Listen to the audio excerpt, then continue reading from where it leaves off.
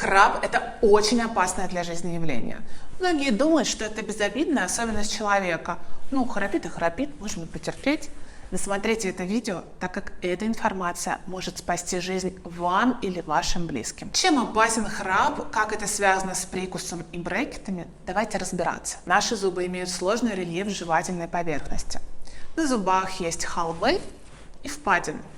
Если прикус правильный, то каждый холмик попадает в специальную впадинку на противоположном зубе. Таким образом увеличивается жевательная поверхность зуба. Пища лучше пережевывается, а зубы фиксируются на своих местах, как конструктор Лего.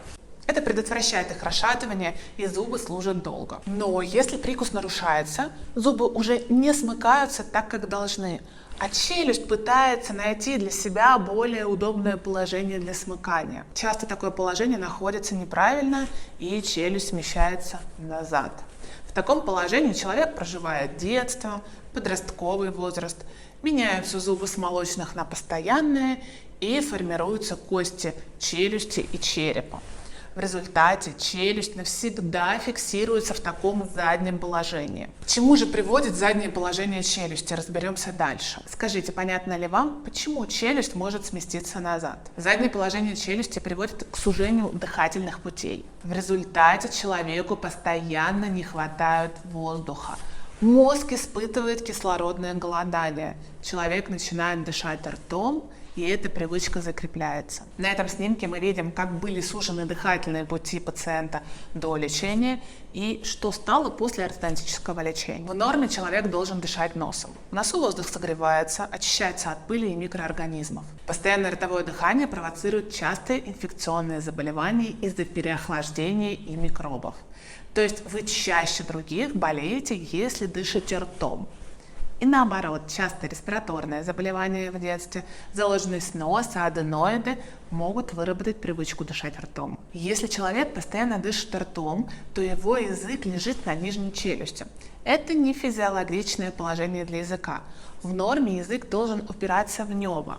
Если язык лежит внизу, он еще больше сдавливает дыхательные пути. Есть еще одно негативное последствие, к которому приводит ротовое дыхание в детстве.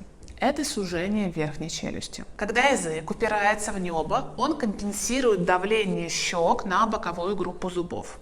В детском возрасте кости растут, и давление языка на небо и боковую группу зубов изнутри формирует правильную широкую форму верхней челюсти. Если этого давления не будет, верхняя челюсть формируется неправильно. Она будет узкой и недоразвитой и приобретет такую V-образную форму. Также нижнее положение языка мешает боковым зубам смыкаться. Человек постоянно слегка прикусывает язык.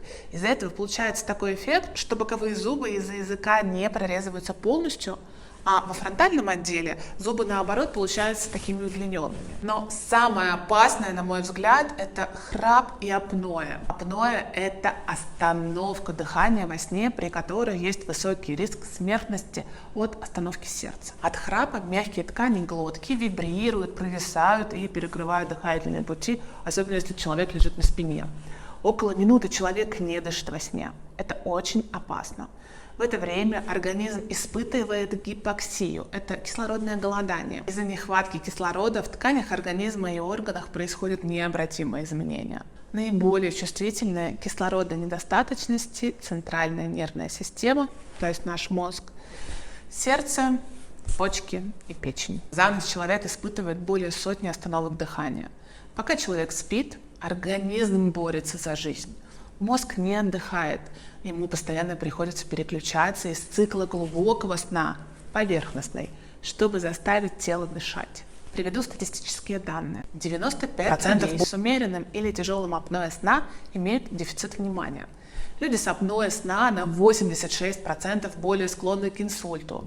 Апноэ сна делает человека на 71% более склонным к развитию сердечно-сосудистых патологий, в том числе на 48% более склонным к ишемической болезни сердца. До 67% людей с апноэ могут иметь преддиабет, а 47% больных с апноэ также имеют какие-либо психические расстройства. Апноэ средней или тяжелой степени увеличивает вероятность несчастных случаев на дороге и производстве на 83%. Надеюсь, теперь ты понимаешь, насколько ухудшается качество жизни с храпом и апноэ, и как может все преобразиться, если исправить эту проблему.